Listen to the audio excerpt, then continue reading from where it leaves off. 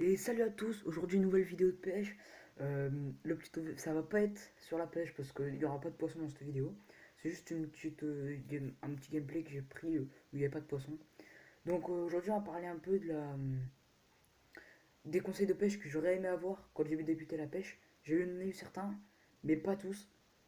Donc il y en a plusieurs qui vont être surtout pour le bass. Et d'autres, ça va être pas trop sur le bass. Mais donc voilà. Donc le premier conseil, juste avant tout ça, n'oubliez pas de vous abonner. Surtout, ça me fait vraiment plaisir. Et surtout de lâcher un like, c'est ça qui me soutient le plus. Et donc le premier, ça va être quand il y a du vent, où il n'y a pas trop de rythme sur l'eau. Quand vous allez pêcher le black bass ou worm, souvent la ligne est détendue. Et quand la ligne se fait emporter par le vent, souvent ça fait bouger le leurre. Et du coup, ça nous casse un peu l'animation. Donc la première chose, ça va être de poser sa ligne sur l'eau. Quand on a vu ou quand il y a du vent en l'air. Et surtout, quand il y a beaucoup de vent, essayez de prendre une tresse pas trop épaisse pour qu'il y ait moins de prise au vent. Le deuxième conseil, ça va être sur tous les poissons.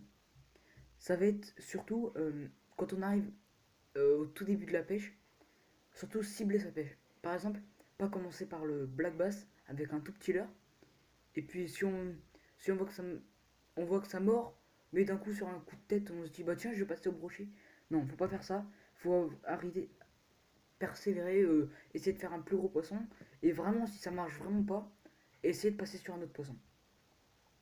Alors là, on va arriver sur un conseil qui est assez difficile à expliquer. C'est comment aborder un nouveau spot. Donc, par exemple, quand on arrive sur une pêche, par exemple, on va être sur le Rhône, par exemple, et qu'on n'a jamais pêché ce cours d'eau, déjà, va falloir essayer de trouver les poissons. Donc, déjà, essayer de faire crankbait.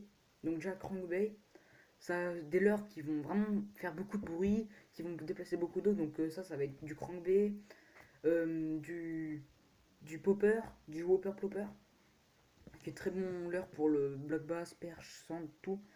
Pas perche ni la sand, pardon.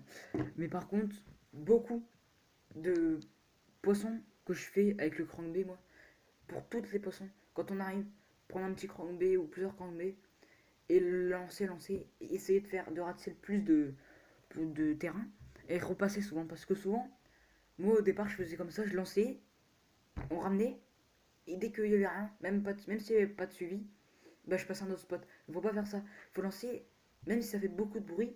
Souvent, il y a des poissons qui suivent mais qui mordent pas. Mais la deuxième fois que vous allez passer, là, ça va prendre. Le poisson, ça va l'énerver et vous allez le prendre surtout pour la perche. Le brochet, ça dépend. Mais souvent, pour la perche, ça marche bien et le lac basse aussi. Pour le popper, pareil. Essayez de passer plusieurs fois et faire des longues pauses avec le popper. Après, il y a le jerkbait. Quand ça mord pas en surface, le jerkbait est très utile pour pêcher juste sous la couche d'eau. Donc là, ça va être une animation assez. On va lancer loin. On va faire des tirées sèches pour vraiment essayer vraiment hop, de faire déplacer beaucoup d'eau. Ça va faire une nage de façon erratique. Et là, hop, ça va s'arrêter. On va arrêter pendant 10 secondes. Des fois, ouais, ça peut marcher. Surtout sur les jerkbaits qui sont vraiment petits, enfin grands, pardon, mais qui sont vraiment suspending. Ceux qui sont suspending, c'est genre en fait, ils ont une densité proche de celle de l'eau. Du coup, ça leur permet de ni plonger ni remonter à la surface. Donc ça on peut vraiment en abuser. Et donc après voilà, faut mettre tout ça, il faut arriver avec des leurres en tête, savoir comment on va faire. Je vais mettre un petit dessin à l'écran, comment aborder. Jamais, enfin on peut, mais souvent quand il y a des brochets qui suivent, moi ce que je préfère c'est pas lancer droit devant moi, c'est lancer du bord, hop, arriver vers par exemple 70 degrés de moi, et pas aller jusqu'au 90 degrés parce que quand vous allez à un brochet, souvent ils suivent. Et quand ils viennent en face de vous, si vous d'un coup vous sortez de l'eau pour le relancer, le brochet vous a vu. Du coup, si vous arrivez de 70 degrés, vous arrivez et vous pouvez le faire tourner comme ça. en dessous de la canne, mais vous pouvez toujours le tourner. Tandis que si 90 degrés à faire tout le temps du tout droit, et d'un coup tourner à droite, il va trouver ça un peu bizarre. Et donc voilà. Donc après, le quatrième et dernier conseil, c'est comment faire en cas d'accrochage. Donc ce que j'entends par là, c'est quand on accroche un leurre. Donc la première chose à faire, ça va pas être de tirer comme un bourrin avec la canne. Alors là, si vous tirez avec la canne, c'est foutu. Si vous tirez avec la canne, vous pouvez casser votre canne surtout. Et surtout, ce que je vous conseille, c'est pas de tirer avec le moulinet. Serrer au maximum le frein, ça peut abîmer le moulinet.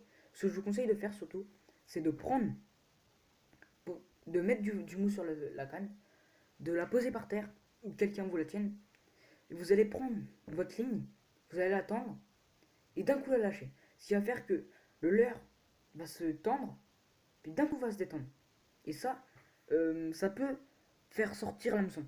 Bon, après, j'entends par là quand il n'est pas piqué jusqu'à l'ardillon, voilà, quand c'est. Voilà. Mais si vous avez coupé les ardillons, c'est impeccable. Après, ce que vous pouvez faire aussi, c'est quand on peut pas le sortir, des fois tu peux pas le sortir. Mais il faut casser. Mais on peut pas casser n'importe comment en tirant et que ça casse. Donc là, ce que je vous conseille de faire, c'est de reprendre votre canne, de faire 2-3 tours autour du bâti en moulinet, qui est assez solide, là c'est vraiment solide. Vous allez l'entourer, vous allez prendre la canne perpendiculaire au fil, enfin pas ouais, parallèle au fil, et vous allez tirer, tirer, tirer, jusqu'à ce que ça casse. Et quand ça a cassé, là vous pouvez refaire votre nœud. Et souvent, moi quand je fais ça, j'enlève 2 voire 3 mètres de tresse, parce que souvent elle est abîmée.